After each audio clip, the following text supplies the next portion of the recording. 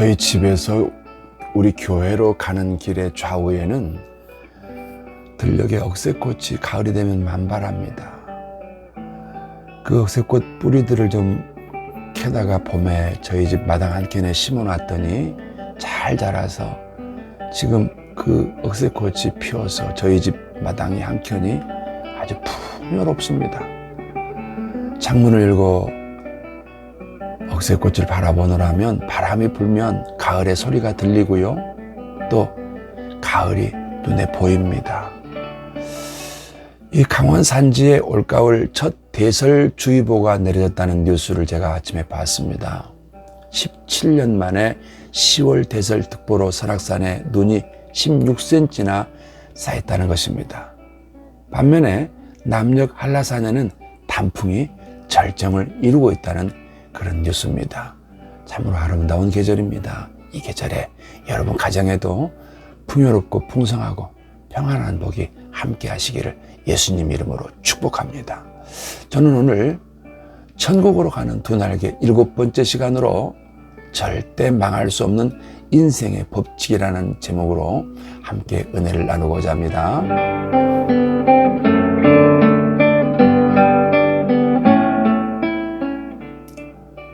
1994년에 개봉된 니콜라스 케이시 주연의 당신에게 일어날 수 있는 일이라는 영화가 있었어요. 내용은 평범한 경찰관이었던 랭은 식당에서 커피 한 잔을 마시고 나오다가 마침 팁을 줄 돈이 없자 복권이 당첨되면 내가 절반을 주겠소 라고 여종업은 이본에게 약속을 합니다. 그런데 얼마 후에 진짜 400만 달러의 복권에 당첨이 되자 랭은 주저하지 않고 그 절반 200만 달러를 약속대로 그 여종업에게 준다는 것입니다. 이런 얘기인데요. 그러면서 그 하는 그 유명한 말이 하나 있습니다. Promise is promise. Promise is promise. 약속은 약속이라는 것입니다. 여러분 사람 간에 지켜지는 이런 약속도 우리 주변에서 들리면 뭐라 그래요? 미담이다 그러죠? 미담입니다. 이 약속이 지킨다는 건 참으로 아름답다는 것입니다. 근데요, 하나님이 하신 약속은 인간의 약속과는 비교가 될 수 없는 신실함이 있습니다. 하나님의 신실성에 대해서 민수기 23장 19절은 이렇게 표현해요. 하나님은 사람이 아니시니 거짓말을 하지 않으시고 인생이 아니시니 후회가 없으시도다. 어찌 그 말씀하신 바를 행하지 않으시며 하신 말씀을 실행하지 않으시겠느냐. 성경이라는 이 단어 자체가 신약과 구약으로 이루어졌지 않았습니까? 약속이라는 말입니다. 구약, 신약, 약속이라는 말이거든요. 그래서 성경은 약속으로 시작해서 약속으로 마무리됩니다. 그런데 그 중에 예수님께서 구원받은 하나님 백성된 성도들에게 하시는 약속이 있습니다. 요한복음 14장 16절에서 18절을 제가 읽어드리겠습니다. 내가 아버지께 구하겠으니 그가 또 다른 보혜사를 너희에게 주사 영원토록 너희와 있게 하시리니 내가 너희를 고아와 같이 버려두지 아니하고 너희에게로 오리라 하고 이렇게 약속하신 것입니다. 이거 승천하시기 전입니다. 또한 요한복음 16장 7절에 가서 보니까 그러나 내가 너희에게 실상을 말하노니 내가 떠나가는 것이 너희에게 유익이라. 내가 떠나가지 아니하면 보혜사가 너희에게 오시지 아니할 것이요 가면 내가 그를 너희에게로 보내리니 이렇게 약속을 하셨습니다. 그리고 이제 십자가 사건 이후에 부활하셨지 않았습니까? 부활하시고 다시 제자들을 만나신 예수님께서 사도행전 1장 4절에 가서 보니까 좀 더 구체적으로 십자가 죽으시기 전에 했던 약속을 다시 기억시킵니다. 제가 읽어드릴게요. 사도와 같이 모이사 저희에게 분부하여 가라사대 예루살렘을 떠나지 말고 내게 들은 바 아버지의 약속하신 것을 기다리라. 이 약속 얘기가 또 나옵니다. 기다리라는 것입니다. 누가복음 24장 49절에서도 가서 보니까 볼지어다 내가 내 아버지께서 약속하신 것을 너에게 보내리니 너희는 위로부터 능력으로 입혀질 때까지 이 성에 머물러 있어라. 이런 말씀이 있습니다. 이렇게 약속하신 예수님이 약속하신 이 약속은 바로 성령님의 강림을 약속했던 것이죠. 그래서 성령이 이 땅에 우리를 위하여 오실 것이라는 약속인데요. 이 성령님에 대해서 요한복음 14장 6절에서는 그 성령님을 보혜사라고 말씀하십니다.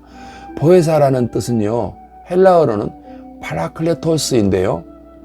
은혜를 베풀며 가르치고 상담해주고 변호해주는 분이라는 것입니다. 그러니까 성령은 보혜사로서 예수님의 승천 이후 이 땅에 남겨진 거듭난 성도들을 돌보시는 삼위의 하나님이신 것이죠. 그래서 요한복음 14장 16절에 18절 아까 읽어드렸습니다마는 내가 너희를 고아처럼 버려두지 아니하고 너희에게로 오리라 하고 이렇게 말씀하신 것입니다. 보혜사 성령께서 성도를 돌보시기 위해 일하시는 성령의 활동을 성경에는 감동되어 감동하시다, 감동으로 이렇게 수동태로 표현됩니다. 그 얘기가 우선 창세기 41장 38절에 가니까 바로가 그 신하들에게 이르되 이와 같이 하나님의 신에 감동한 사람을 우리가 어찌 얻을 수 있으리요, 이렇게 말씀하시고요. 사사기 14장 6절에도 가니까 삼손이 여호와의 신에게 크게 감동되어 뿐만 아니라 사무엘상 16장 13절에도 사무엘이 기름불을 취하여 그 형제 중에서 그에게 부었더니 이날 이후로 다윗이 여호와의 신에게 크게 감동되니라. 자, 신약에 한번 가볼까요? 사도행전 21장 4절에 가니까 제자들을 찾아 거기서 이래를 머물더니 그 제자들이 성령의 감동으로 바울더러 예루살렘에 들어가지 말라 하더라. 여기도 이렇게 감동되어, 감동이란 단어가 나오죠. 또한 베드로후서 1장 21절에는요, 예언은 언제든지 사람의 뜻으로 낸 것이 아니요 오직 성령의 감동하심을 입은 사람들이 하나님께 받아 말한 것임이라. 우리가 너무너무 잘 아는 디모데후 3장 16절이시죠? 알죠? 모든 성경은 하나님의 감동으로 된 것으로 교훈과 책망과 바르게 함과 의로 교육하기에 유익하니, 이렇게 말씀했습니다. 우리 하나님께서 이처럼 우리에게 성령의 감동하심을 따라서 우리 인간과 함께 해주신다는 것입니다. 자, 오늘 제목 여러분 말씀드렸죠? 이 성령의 감동, 여기에 순종할 때 인생은 절대로 망할 수 없습니다. 절대로 망할 수 없는 인생의 법칙 안에 살게 된다는 것입니다. 제가 예화를 한두 개 좀 말씀드리겠습니다. 어떤 남자가 알코올에 중독돼서 비참한 삶을 살고 있었어요.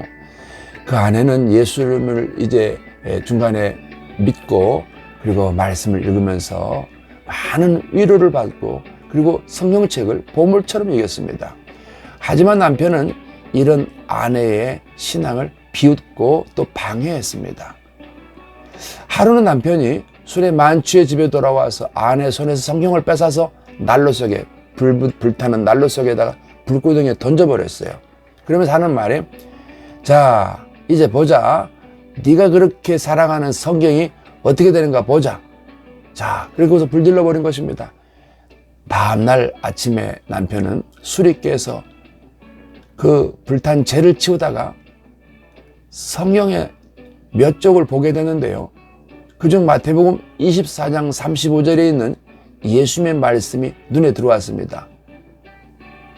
그 부분만 타지 않고 있었던 것이에요. 뭐라 그랬을까요?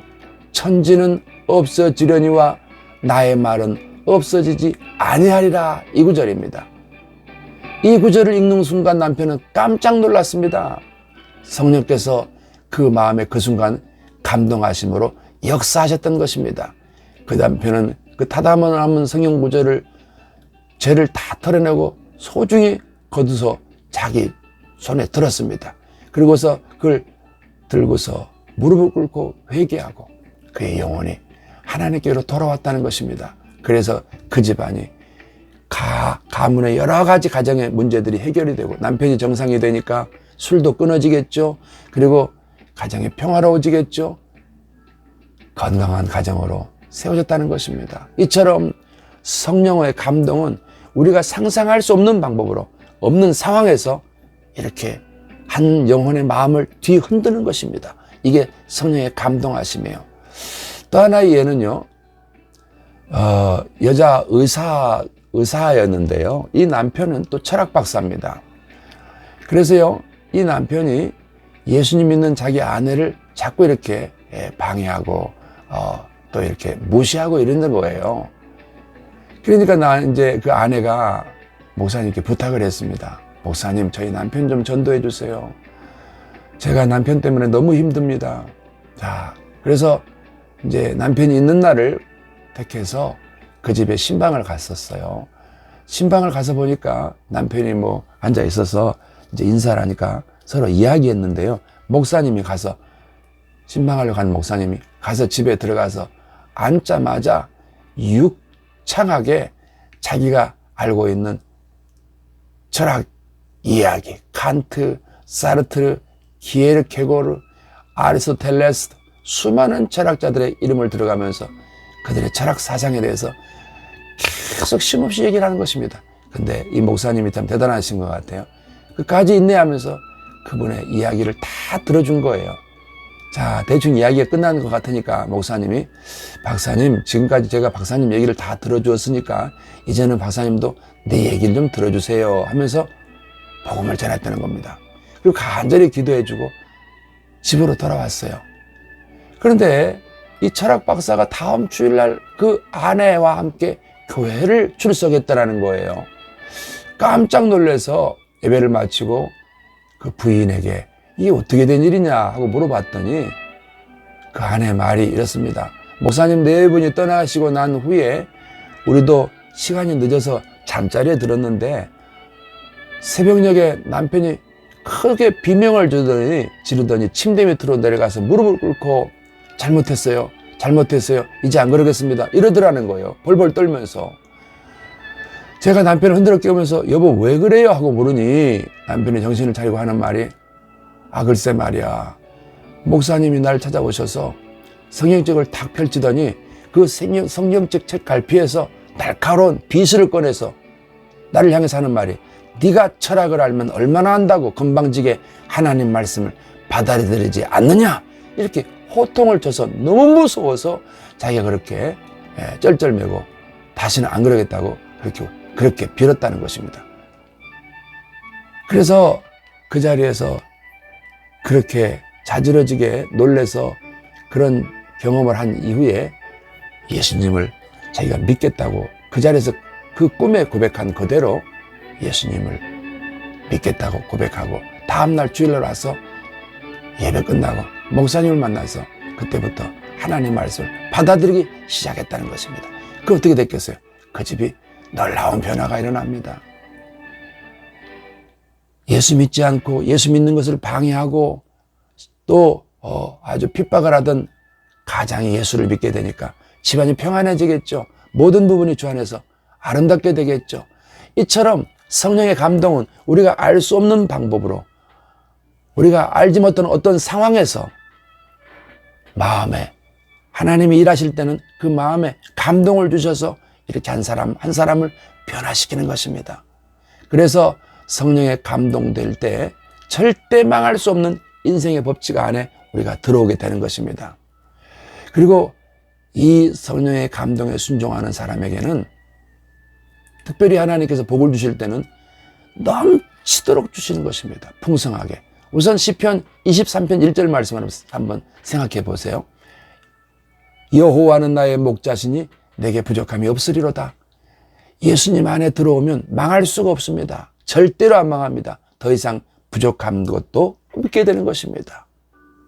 할렐루야. 놀라운 말씀이잖아요. 빌립보서 4장 19절 말씀을 여러분 기억하시죠? 나의 하나님이 그리스도 예수 안에서 영광 가운데 그 풍성한 대로 너의 모든 쓸 것을 채우시리라. 너의 모든 쓸 것을 채우시리라. 여러분 이 말씀을 여러분 가슴에 탁 붙잡고 암송하세요. 예수 안에 들어오면 절대로 망할 수 없는 법칙 안에 사는 것입니다. 망할 수가 없습니다. 나의 하나님이 그리스도 예수 안에서 영광 가운데 그 풍성한 대로 너의 모든 쓸 것을 채우시리라. 할렐루야. 놀라운 말씀인 것입니다. 또 있어요. 고린도후서 5장 9장 8절에 보니까 하나님이 능히 모든 은혜를 너희에게 넘치게 하시나니 이는 너희로 모든 일에 항상 모든 것이 넉넉하여 모든 착한 일을 넘치게 하려 하심이라. 할렐루야. 여러분 감격스럽지 않습니까? 예수님 안에 들어오신 성도 여러분, 우리는 망할 수 없는 구조 안에 있습니다. 이제 할 일이 있습니다. 말씀 충만의 날개를 분명히 하십시오. 이제 성령 충만의 날개를 확고하게 하십시오. 이 두 날개가 분명해지면 여러분의 두 날개를 통해서 하나님께로 올라가고 올라가면서 여러분의 생은 가장 완벽하고 완전한 보호 속에, 망할 수 없는 보호 속에 여러분들이 살게 될 것입니다. 사랑하는 여러분, 믿으십시오. 그리고 이제 여러분들이 이러한 삶을 삶으로 예수 증인되어서 여러분 주변에, 가정에 복음 듣지 못한 영혼들이 예수 믿고 주께로 돌아오는 일이 일어나서 교회를 세우는 일에 여러분 헌신하게 되기를 예수님 이름으로 축복합니다. 감사합니다. 승리하세요.